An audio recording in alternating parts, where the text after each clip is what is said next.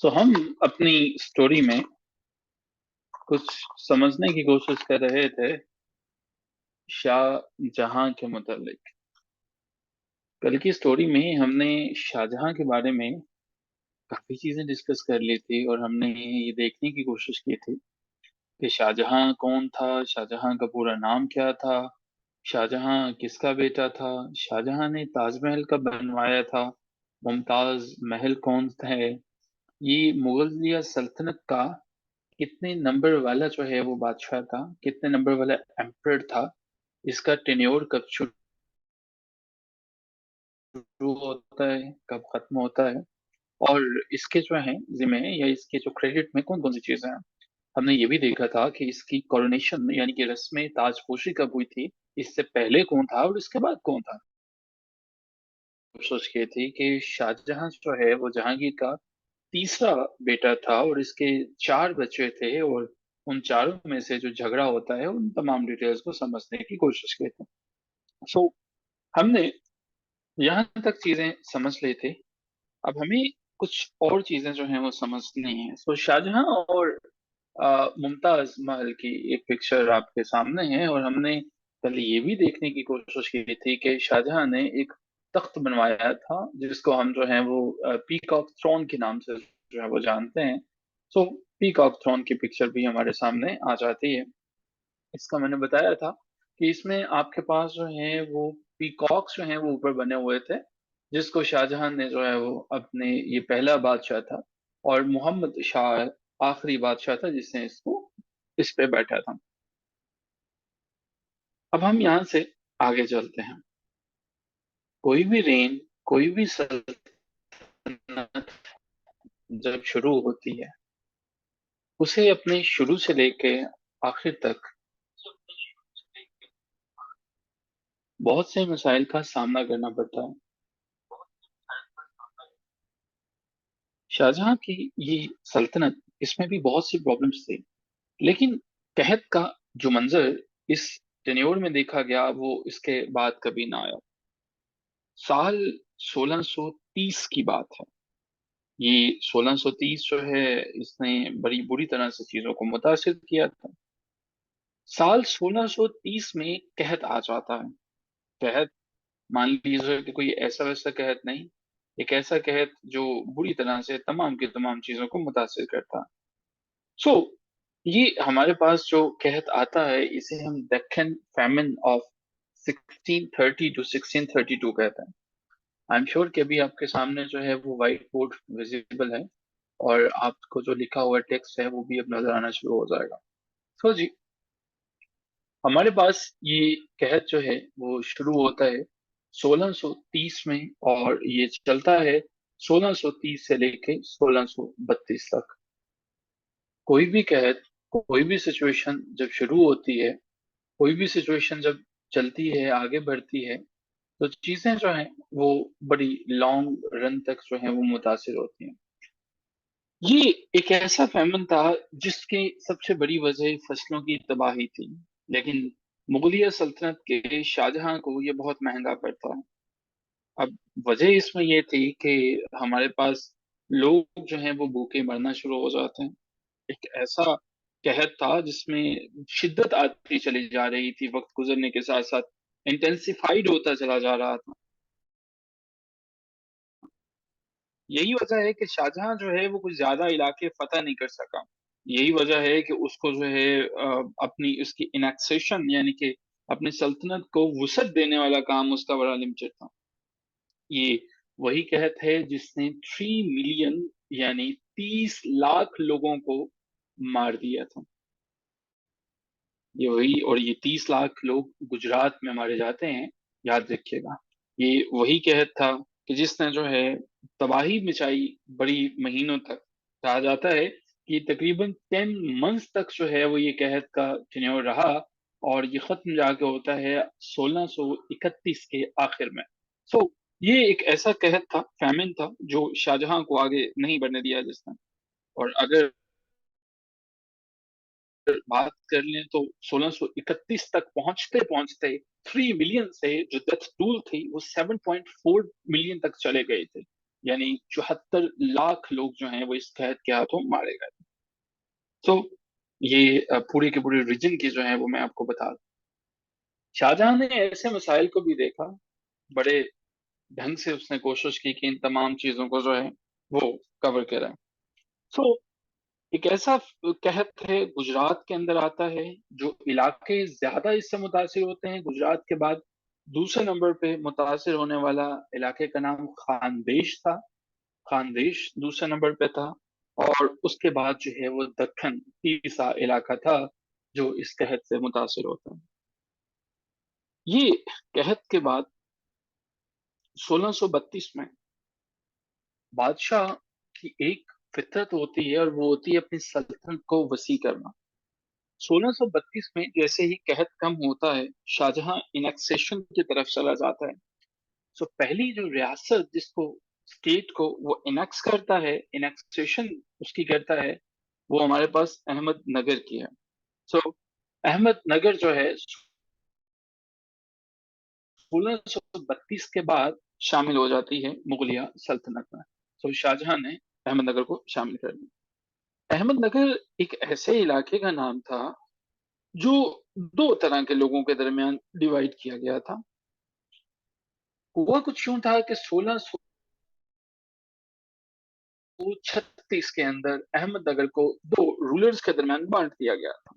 दर हकीकत जब इसको फतह किया जाता है, प्रॉब्लम्स का सिलसिला तो तब से ही मौजूद था, लेकिन उनके सोल्यूशन के लिए शाहजहां ने इसको डिवाइड कर दिया। कुछ हिस्सा अपने पास रखा और कुछ हिस्सा उसने आदिल शाह को दे दिया। ये आदिल शाह, मान लीजिए, एक सल्तनत, छोटी सी स्टेट का राजा था, और उसका नाम बीजापुर था, उस स्टेट का। सो ये बीजापुर का जो है वो एक छोटा सा रूलर था। कहानी में अगर मैं एक और करेक्टर को शामिल करूं जो पहले डिस्कस हो चुका है, वो जहांगीर है। इससे पहले कि मैं जहांगीर के बारे में कुछ बताऊं, कोई मुझे बता सकता है कि जहांगीर का और शाहजहां का रिलेशनशिप क्या था? क्या ये कजन थे, भाई थे, मामू का बेटा था, या कुछ और रिलेशनशिप था जहांगीर और शाहजहां? क्या रिलेशन था इन दोनों के दरमियान जो है? इनका रिलेशनशिप जो है वो फादर सन का था।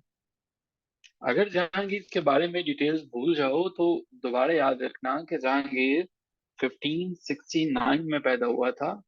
अगर ये डेट ना भी याद रहे तो ये जरूर याद रखना, 1569 में जिस जगह पे पैदा होता है उस जगह का नाम फतेहपुर सिकरी है। और ये जगह आज इंडिया के अंदर है। ये अक्सर क्वेश्चन जो है वो आपसे पूछा जाता है। और ये मरता है, कहाँ पे मरता है, डेथ कहाँ पे होती है? ये मैंने बताया था, 1627-28 में होती है। इफ यू रिमेम्बर, 1569 में पैदा होता है और इसकी डेथ होती है 1627 के एंड पे, या 1628 में। और ये जो है वो लाहौर के अंदर जो है वो इसकी, लाहौर की तरफ बेसिकली आ रहा था, तो वहां पे इसकी डेथ होती है। सो 1527 हो तो 27 पे लगा देंगे, 28 हो तो 28 पे लगाएंगे। अगर दोनों डेट्स होंगी तो 1627 पे लगाएंगे। अगर 27 नहीं होगी तो 28 पे टिक करेंगे, लेकिन एग्जैक्ट डेट जो है वो 1627 है, और अक्टूबर के महीने में। जहांगीर बाप था शाहजहां का। हम अपनी कहानी पे वापस आते हैं। जहांगीर का जब आखिरी साल चल रहे थे, जहांगीर ने कंधार का इलाका जो है वो खो दिया था। कंधार का इलाका जो है वो इससे, इसके हाथों से निकल चुका था। ये क्वेश्चन अक्सर पूछा जाता है कि वो कौन से बादशाह था जिसने कंधार को रिकैप्चर किया था। और ये बगैर किसी जंग के हुआ था, निगोशिएशन से कंधार को दोबारा लिया गया था।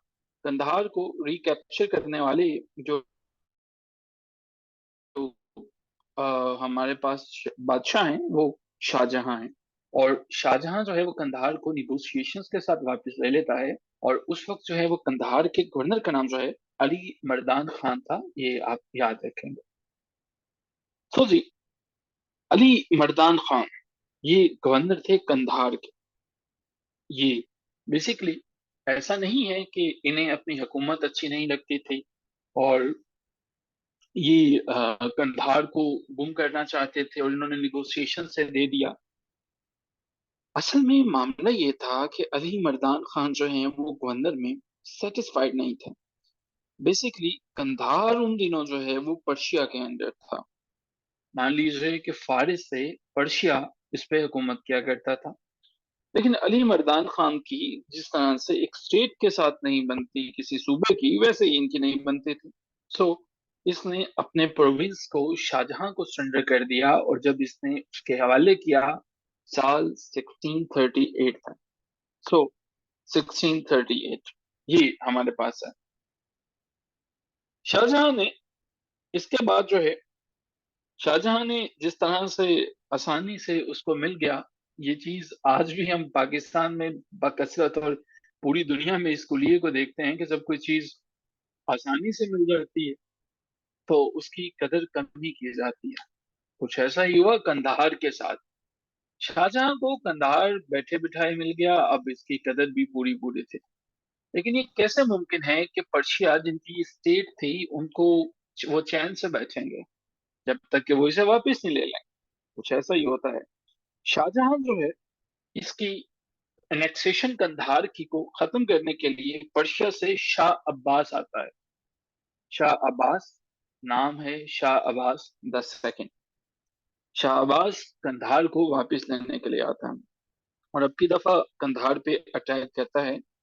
पहले ही अटैक में 11 फरवरी को कंधार हाथों से निकल जाता है, और ये 38 में मिलता है, जबकि इसके नीचे एग्जैक्टली मैं डेट लिखूंगा, 1649 में कंधार वापस चला जाता है। सो कंधार वापस चला गया। शाहजहां ने कंधार वापस जाना किसी भी बादशाह के लिए एक शर्मनाक या शर्मिंदगी की बात होती है। शाहजहां ने अपने एक बेटे को भेजा कि आपने कंधार को फतेह करना है, और शाहजहां का बेटा जो भेजा गया था उसका नाम औरंगजेब था। औरंगजेब शुरू से ही बहादुर इंसान था। जिस तरह से बाजू का घर के अंदर छोटे छोटे काम करने के लिए सबसे छोटे लोगों की ड्यूटी होती है। मान लीजिए अगर आप अपने घर में सबसे छोटे हैं तो सारी रिस्पॉन्सिबिलिटी आप पे ही होगी। जिस तरह से जाके कहीं से कुछ लाना, कुछ देना, मेहमानों के लिए कुछ ले आना, वगैरह वगैरह वगैरह। इसी तरह से छोटी छोटी रियासतों के जो मामलात थे, छोटी छोटी बगावतों के जो मामलात थे, उन्हें औरंगजेब देखा करते थे। औरंगजेब को कंधार में भेजा गया। लेकिन सितम ज़रीफ ये कि औरंगजेब शाह अब्बास के हाथों हार गया। मारा नहीं गया, हार गया। तो ये उसने अगले 1649 के 11 फरवरी को वो जो है वो इससे छीनता है, और ये मई के महीने में जो है वो अपनी फौजें लेके 16 मई को पहुंचता है कंधार, लेकिन शिकस्त होती है। सो कंधार मुगलिया सल्तनत के हाथों से निकल चुका है। अब कंधार की कहानी को यहीं पे क्लोज करेंगे, क्योंकि जो हमारे पास इंपॉर्टेंट डिटेल्स थी वो पीपीएससी के लिए या एफपीएससी के लिए वो हमारे पास आ गई। अब हम आगे चलते हैं। शाहजहां के 4 बेटे थे। अगर चारों के नाम नहीं पता तो मैं लिख देता हूँ। पहले का नाम दारा शिकू था, इसका नाम तो आपको याद होगा। दूसरे का नाम मुराद बख्श था। ये सिंध वाले मुराद शाह नहीं है, ये मुराद बख्श है। तीसरे का नाम शाह शुजा था, और चौथे का नाम औरंगजेब था। तो बादशाह के ये 4 बेटे थे। मैंने कल भी बताया था कि किस तरह से ये लड़ते हैं, किस तरह से इनके दरमियान जो है वो जंगें चलती हैं। तो आखिर में जब शाहजहां बीमार होता है 1657 में, फैट्रिसाइड, आपस में भाइयों की लड़ाई होना शुरू हो जाती है। अब औरंगजेब आ जाता है तख्त पे। याद रहे, ये जितनी चीजें आपके सामने बोर्ड पे लिखी गई हैं, ये वो डेट्स हैं, ये वो डाटा है जो कि पिछले पेपर्स में आ चुका है। आपको एक कहानी की फॉर्म में सुनाने का मकसद, इन डिटेल्स को, बहुत ड्राई डिटेल्स होती हैं, याद करवाना मकसद होता है। सो इनमें से 1% भी वो चीज नहीं है जो कि पिछले पेपर्स का हिस्सा ना हो। तो ढंग से समझिए। अगर कोई पॉइंट ऐसा है जो समझ में नहीं आया, वो दोबारा पूछा जा सकता है। सो चारों के चारों बेटों का मुकाबला होता है, और ये कहानी हम डिस्कस कर चुके हैं। शाहजहां का बेटा औरंगजेब जो है वो तख्त पर बैठता है। कोई मुझे बता सकता है कि औरंगजेब शाहजहां के साथ क्या सलूक करता है और शाहजहां की डेथ कब होती है? सिंपल वर्ड में, एक वर्ड में बताइएगा, सलूक क्या करता है और इसकी डेथ क्या होती है, कब होती है, ये बता दीजिए। कल मैंने बताया था। Very good, well done Maryam. Okay, in prison था, और इसको जो है वो 1665 में ये अपनी इसकी डेथ हो जाती है। ठीक है। ओ यस। कहानी में एक ट्विस्ट आ जाता है, लेकिन ट्विस्ट में बढ़ने से हम अब्दुल हमीद लाहौरी की बात करेंगे। अब्दुल हमीद लाहौरी की बात करने से पहले, एक कल मैंने एक और लाहौरी का नाम बताया था। क्या मुझे बता सकते हैं कि वो लाहौरी कौन से हैं, उनका नाम क्या था?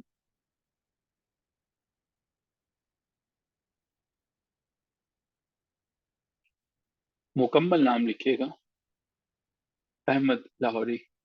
अब्दुल हमीद लाहौरी जो हैं, ये हमारे पास राइटर हैं एक बड़ी फेमस किताब के। टाइम एंड अगेन पूछा जाता है कि ये कौन सी किताब के राइटर हैं। ये बादशाह नामा के राइटर हैं। अब्दुल हमीद लाहौरी के ही इसके साथ साथ अगर कभी एक दफा तो डेट भी पूछी गई थी, 1654 में इनकी डेथ होती। ये एक ट्रैवलर थे, हिस्टोरियन थे, मान लीजिए तारीखदान थे, जिनका काम था कि मुगलिया सल्तनत शाहजहां के दौर में वो तमाम चीजें लिखी जाएं जो होती हैं।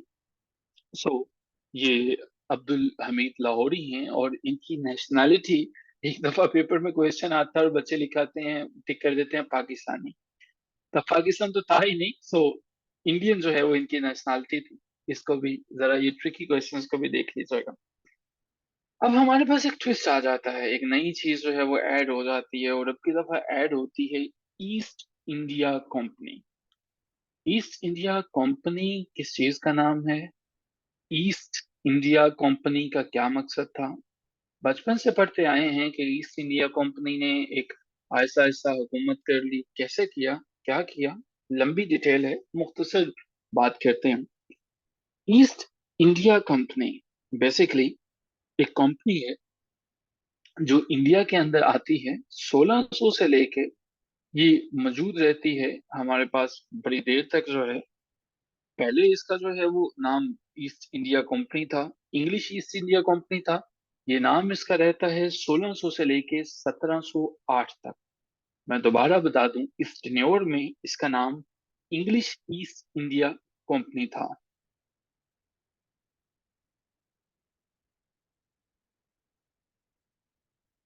इसके बाद दोबारा जो है इसका नाम तब्दील होता है 1708 के बाद।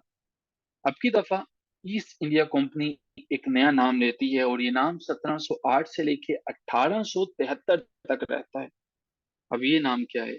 नाम है governors and company of merchants of London trading into east India, या यूं सबको भी शामिल कर लिया गया कि अब जो है वो हमारे पास गवर्नर्स भी शामिल हो गए, और ये कंपनी कंपनी नहीं रही। सो गवर्नर्स जो हैं वो शामिल हो जाते हैं, governors and east India company. ये वाली चीज बस याद रखिएगा, बाकी डिटेल्स ना भी याद रहे तो कोई बात नहीं। सो जी, ईस्ट इंडिया कंपनी है, इनका मकसद था कि हम एक्सप्लॉइट करें इंडिया को। हुआ कुछ यूं था कि ये कंपनी यहाँ पे आती है और बाकायदा तौर पर जो काम करती है उसके बारे में हम ढंग से चीजें जो है वो डिस्कस करेंगे जहां जहां पे जरूरत पड़ेगी। लेकिन क्वेश्चन ये आता है कि ये अपनी आगाज कब करती है, तो इसका आगाज जो है वो, एक्टिविटीज जो है वो 1600 से शुरू हो जाती हैं। लेकिन अगर क्वेश्चन ये पूछा जाता है कि ईस्ट इंडिया कंपनी बंगाल में अपना कब आगाज करती है, वो 1700 एडी के अंदर होता है। ये कुछ चीजें कंफ्यूजन वाली थी, इसलिए मैंने इनको ढंग से एक्सप्लेन करने की कोशिश की। शाहजहां की टेन्योर में मैं ये भी बता दूं आपको। अच्छा, शाहजहां जो है वो अपनी बेटे की जो है वो कैद में कितनी देर रहा था, कैप्टिवेशन में कितनी देर रहा था शाहजहां? कितनी देर जो है वो कैप्टिवेशन में रहा था?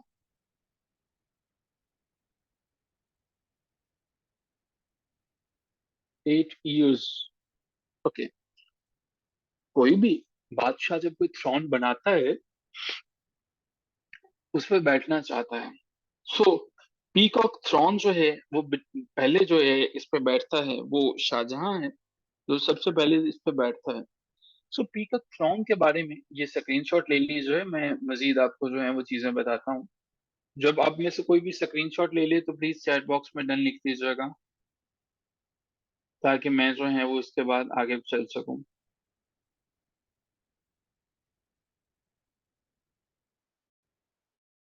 Okay great. ओके जी, और मैं इसको रिमूव कर रहा हूँ। अच्छा जी, ये पीकॉक थ्रॉन है जो आपके सामने है, क्या हम इसको बड़ा कर सकते हैं? ओके, थोड़ा सा। ठीक है, thank you so much. Peacock thrown, इसको उर्दू में तख्ते तावज कहा जाता है। आपसे अक्सर क्वेश्चन पूछा जाता है कि तख्ते तावज किसने बनाया था। सो तख्ते तावज जो है वो ये हमारे पास है। तख्ते तावज जो है, इसके अंदर मुख्तलिफ हीरे जो हैं वो जड़े गए थे। बेसिकली मुगल एम्पायर जो है वो ये चाहता था कि जितनी की जितनी चीजें आपको चमकती दमकती नजर आ रही हैं, ये सब के सब हीरे थे। सो ये 17th सेंचुरी में शाहजहां जो है वो इसको बनाता है। सो शाहजहां ने इसको बनाया, और ये पीकॉक थ्रॉन था। इसको पीकॉक जो है वो थ्रॉन इसलिए कहा जाता था कि जो पीकॉक जो हैं वो इसके बैक पे डांस करते हुए नजर आते हैं। आप अगर देख सकें तो यहाँ पे ये जो पीकॉक हैं कुछ ये हैं आपको टॉप पे नजर आते हैं, और ये डांसिंग जो है वो पीकॉक हैं, कुछ इस तरह से बनाए गए हैं, ये डांसिंग करते हुए नजर आते हैं। ये क्यों डिस्कस है? शाहजहां जो है, याद रखिएगा, शाहजहां एक ऐसा पर्सन था, एक ऐसा बंदा था जो आगा आर्ट को ऑन करता था, आर्ट को ऑन करता था। शाहजहां ने सोचा कि मुझे कुछ ऐसा देना चाहिए, जैसे तख्ते सुलेमान हुआ करता था तो वो बड़ा फेमस हुआ था, मैं भी कोई तख्ते ताबूस की तरह की चीज बनाऊंगा। सुलेमान अलैहिस्सलाम के तख्त की तरह उसने पीकॉक थ्रोन को बनाना चाहा, और इसमें हीरे जवाहरात सारी की सारी चीजें उसने जड़ दी। इंपॉर्टेंट है इंटरव्यू के लिए, याद रखिएगा। सो ये तख्ते ताबूस की मुख्तसर से हिस्ट्री है जिसको याद रखना आपके लिए जरूरी है। ताजमहल, ताजमहल कब बनाया गया था जी? कब शुरू किया गया था? कल मैंने बताया था।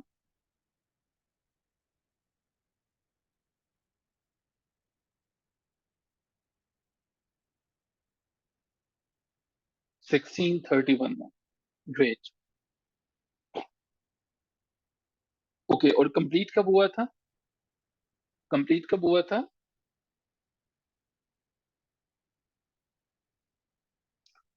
किसकी याद में बनाया गया था?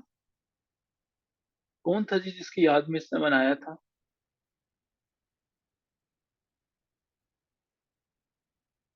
ताजमहल कहाँ पे वाक़या है?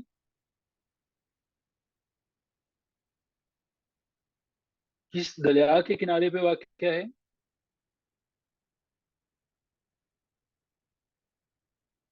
Okay great.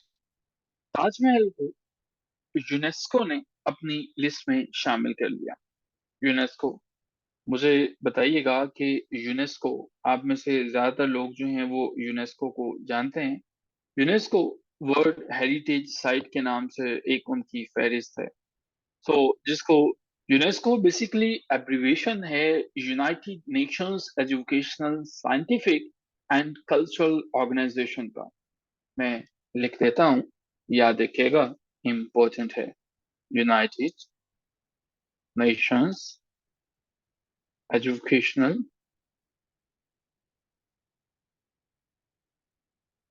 Scientific and cultural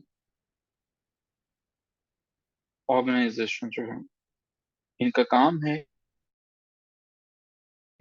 कि इन्होंने सारी की सारी चीजों को जो इन्हें लगता है कि खत्म हो जाएंगी या खत्म होने के करीब हैं या इम्पोर्टेंट हैं, इन्हें हमें जो है वो प्रिजर्व करना चाहिए, उनको ये प्रिजर्व कर लेते हैं। सो ये इनकी जो है वो इम्पोर्टेंस है, यूनेस्को जो है वो। यूनेस्को में ताजमहल को कब शामिल किया गया था, ये आपने जरूर देखना है। इसके बारे में डिटेल्स देखिएगा, और ये भी देखने की कोशिश कीजिएगा कि ताजमहल के साथ साथ कब उन्होंने शालीमार गार्डन को जो है वो शामिल करता है। शालीमार गार्डन जो है उसको कब जो है वो शामिल किया जाता है। दो साइट्स को यूनेस्को शामिल करता है। सो कब किया जाता है, तीन में गालिबन किया था, but I am not sure about the date, so आप इसको जरा वेरीफाई कर लीजिएगा। सो दो है जी। एक हमारे पास आ जाता है ताजमहल है, और दूसरा हमारे पास आ जाता है शालीमार गार्डन। शालीमार गार्डन जो है, फिर ये मुझे बता सकता है ये किसने बनवाए थे? शालीमार गार्डन ये किन्होंने बनाए थे? हाँ, नहीं नहीं, जितनी दफा आपने ताजमहल का एरिया बताया ना, शाहजहां को पता चल जाता, उसने आपके भी हाथ कटवा देने थे। उन्होंने कहना था कि नहीं, इस इरादे से बार बार एरिया का नाम ले रहे हैं कि इन्होंने फतेह करना है, इसको जो है वो ले जाना है। सो शाहजहां जो है, इनसे जो है आप बच के रहिएगा, इनकी रूह जो है वो अब आपके ख्वाबों में आके आपको बेदार करेगी। ओके जी।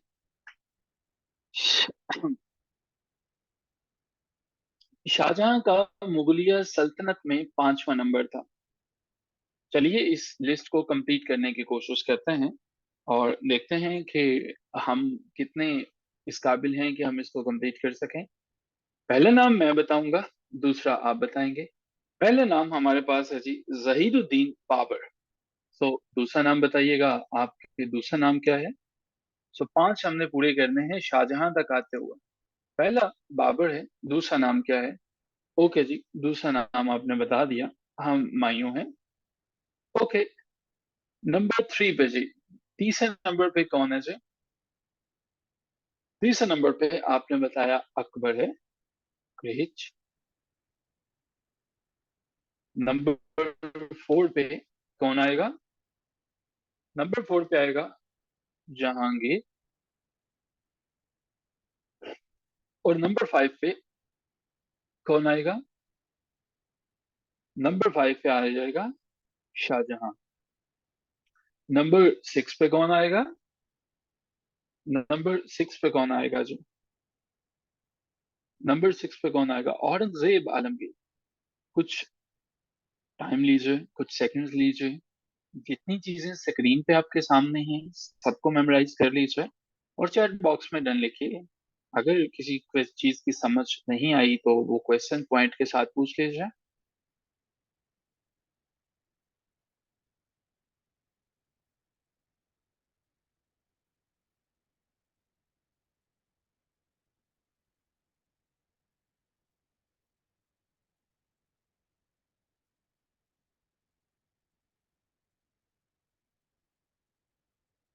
ओके, 11 नंबर पे क्या है जी? 1657 में क्या हुआ था जी? 1657 में बहुत ही इंपॉर्टेंट इंसिडेंट हुआ था जी। नहीं नहीं, शाहजहां ने बनाया था। 1657 में कुछ इंपॉर्टेंट हुआ था, मैंने बताया था। क्या हुआ था जी? कौन बीमार हुआ था और क्या हुआ था? हम्म शाहजहां की तबीयत जो है वो खराब होती है, इलनेस की तरफ जाता है, और हमारे पास जो है वो आ जाता है जो शहजादा है उसका नाम है जी औरंगजेब। जो इनकी फैट्रिसाइड शुरू हो जाती है दरमियान में, वो यहाँ पे शुरू हो चुकी होती है। चलिए यहाँ से हम आगे चलते हैं और समझने की कोशिश करते हैं मजीद चीजों को। अच्छा जी, आ, हम क्या कोई ट्रिक ऐसी है कि हम जो है वो इनको याद कर सकें? चलिए एक ट्रिक याद बनाने की कोशिश करते हैं, क्योंकि ये हमारी इनिशियल कोशिश है तो मुमकिन है कि कुछ मिस्टेक्स भी हमारी हों। तो जी, बाबर से हमने याद कैसे करना है इनको जो है वो? सो भाई अमूमन हम सब लोग कहते हैं इंडिया और पाकिस्तान में। सो डीएचए भी अक्सर लोगों को याद रहता है, तो डीएचए की बजाय जो है वो बीएचए याद कर लीजिएगा, आसान है। बीएचए जी कर लीजिए या भाजी याद कर लीजिएगा, ठीक है। अमूमन डीएचए को अंदर आपको एक एक प्लॉट दे दिया जाए तो आपको डीएचए कभी नहीं भूलेगा। सो डीएचए और भाजी जो है वो ये याद रखेंगे तो आपके पास बाबर, उसके बाद हुमायूं, अकबर और जहांगीर तक ये जो है वो नाम आपको याद हो जाएंगे। तो इनके लिए जो है वो भाजी जो है वो आपको याद रहना रखना है। तो अगर यहाँ तक आपको याद हो गया है तो मुझे बताइएगा ताकि हम यहाँ से आगे चलें। थैंक यू जैनब, आपने इनको क्लियर कर दिया। अगर भाजी याद हो गया है तो हम आगे चलें। डन। यहाँ पे बाबर, हुमायूं, अकबर और जहांगीर है। क्लियर, ग्रेट हो गया। अच्छा, भाजी जो है वो याद हो गया है तो फिर सब्जी भी याद कर लीजिएगा। ठीक है, सब्जी। अब ये जो है वो कर लें। आ, अब होगा क्या, सारी की सारी कहानी में हम जो है वो बनाने की कोशिश करते हैं। अभी हमने भाजी जो है वो याद किया, भाजी, और दूसरे नंबर पे हमने सब्जी जो है वो याद करने की कोशिश की। एक सेंटेंस में बनता चला जाएगा और ये एंड पे आप बताएंगे कि क्या हुआ। सब्जी में हमारे पास जो है वो किसी ने शायद लिख भी दिया। अच्छा, नईम ने लिखा। सबसे हमारे पास आ जाएंगे जी शाहजहां आ जाएंगे। ई से हमारे पास जो है वो आ जाएंगे जी औरंगजेब आ जाएंगे, औरंगजेब आ जाएंगे। बी से हमारे पास जो है बहादुर शाह आ जाएंगे। और जे आई से हमारे पास जहानदार शाह आ जाएंगे, जो हमने डिस्कस नहीं करने हैं, अलबत्ता आपको याद होना चाहिए। सो जी, भाजी और उसके बाद सब्जी, जैसे आई थिंक इंडिया में सब्जी कहते हैं, हम तो यहाँ पे सब्जी कहते हैं। सो भाजी सब्जी, यहां तक याद हुआ? क्लियर। शाहजहां, औरंगजेब, बहादुर शाह, जहानदार शाह। बाकी सब जो है वो सो रहे हैं, उनको याद नहीं हो सका। भाजी सब्जी याद नहीं हुआ। आमना सारी साहिबा, जिन जिनको याद नहीं हुआ इनको सब्जी बनाने पे लगा दीजिए। हो गया, ग्रेट। ओके जी। इसके बाद भाजी सब्जी, इसके बाद हम जो है वो फॉर ऐड करते हैं, और ये फॉर हमारे पास होगा। फॉर स्टैंड्स पर फारूक सिरार। FAROOK, Farooq, SIRAR, सिरार। तो भाजी सब्जी फॉर फारूक। और नंबर 20 पे हम करेंगे MAM, भाजी सब्जी फॉर मैम। अब मैम जो है वो इसमें एम हमारे पास है मोहम्मद शाह के लिए। ए हमारे पास है अहमद शाह के लिए। दोबारा जो है वो AM जो है वो हमारे पास है आलमगीर के लिए। तो हमारे पास फॉर्मूला अभी तक बना भाजी सब्जी फॉर मेम। तो मेम के बाद जो है वो साब तो ऑटोमेटिकली लगेगा। सो SAAB, साब जो है वो हमने ऐड किया।